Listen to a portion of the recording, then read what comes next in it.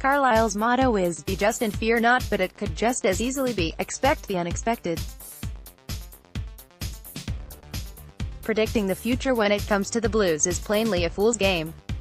The best we can do with such an unpredictable club is hope for good and better times.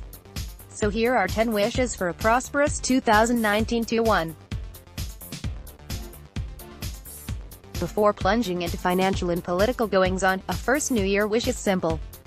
It is that Jason Kennedy, out since October 2017, makes a successful and long-lasting return. The midfielder was wheelchair-bound early in 2018 as a result of surgery to cure a serious pelvis problem. He has admirably fought his way back, and there will be no happier sight than when the Ginger Lamb pod is arriving hungrily into opposition penalty areas again. To the big-ticket wishes, of course, for clarity and reassurance as to United's long-term direction. This involves a decisive end to what looks like a transition period between the current owners and Edinburgh Woolen Mill. Philip Day's firm are not racing to the microphones to declare their plans. Certain movements make you think they are indeed shaping the club to their wishes. Many believe this is with bigger intentions, rather than simply exerting closer control of their loans. The waiting, and the doubt it has generated in some supporters, can only be acceptable if an endgame eventually becomes clear. 3. Many of these 10 wishes flow from good stewardship, and here is another. Serious attention must be paid to Brunton Park on a match day in terms of atmosphere and feel. The place still has its moments, but too often it is flat and quiet. Why wouldn't it be, when United's home form has been so modest, the club has slid in standing and the ground itself is, in places, aging poorly?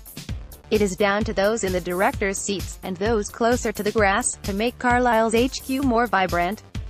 4. It is apparent, in these transitional times, that key decisions have been made with book balancing in mind. Don't expect that policy to end at a stroke. January, and then the summer, will be revealing too. Unclear aim, though, must be to make the squad feel less temporary. Relying so heavily on half-season loanees and signings may have been a necessary evil in 2018-19, but it does not bring a great sense of permanence. 5. On a similar note, let us hope summer does not become a bloodbath of what talent the Blues still have. It will be a significant period, given that several senior men will reach the end of deals awarded during the Keith Quarrell era, on heavier bonuses than United now wish to pay. It would be fanciful to think all will accept smaller terms.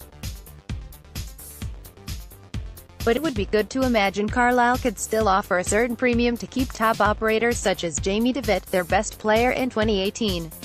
6. There can be no sidestepping the issue that, of United's owners, John Nixon is the individual perceived most negatively by supporters.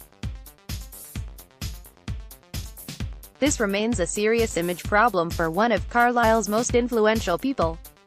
To some, in terms of popularity, the man who mixes in high EFL and FA circles is past the point of no return. One way or another, this is something for the Blues to deal with, while Nixon himself knows an interview opportunity is waiting for him here, should he wish to take it. 7. The journey to becoming a more self-sufficient club in terms of young talent needs a few more steps in 2019. This is one area that can hardly be rushed. The person who believes youth development is a quick fix is looking at things the wrong way. Next year, though, it is right to hope for further progress. This means Liam McCarron, nurtured well by Darren Edmondson's department, can be helped towards more regular first-team involvement. A couple of other promising youth teamers step up, and some tangible signs also appear from the Parkview Academy partnership. 8. At a press conference this week, CUOSC's Jim Mitchell ventured that the time was not right for the supporters' trust to embark on a significant fundraising drive, given the limbo at the top of United. Whether or not one agrees with this, it would surely be worth CUOSC redoubling other efforts to improve their image and standing with the wider supporter base. About 500, their current membership according to Mitchell, is simply not enough representation for the Blues rank and file. A more vigorous and purposeful 2019 would be in everyone's interests. 9 May 8, 1999 is burned into most supporters' minds, and it is hard to believe we are approaching 20 years since the miracle of Jimmy Glass. It is good to see that supporter groups are already on the case in terms of marking one of United's most remarkable milestones. A hearty celebration of one of those romantic moments that makes all the struggle worthwhile has to be a highlight of 2019. 10. Kate Rowley, a long-standing supporter and former trust leader, this year said it was an insult to the man that a Brunton Park stand was now only formerly named after Ivor Broadus. Whatever happens in changing times, it surely cannot be right that the great Ivor, now 96, is not up in lights at United's home. A Freeman of the city deserves more appropriate billing at the club, he's so graced. Let this be put right.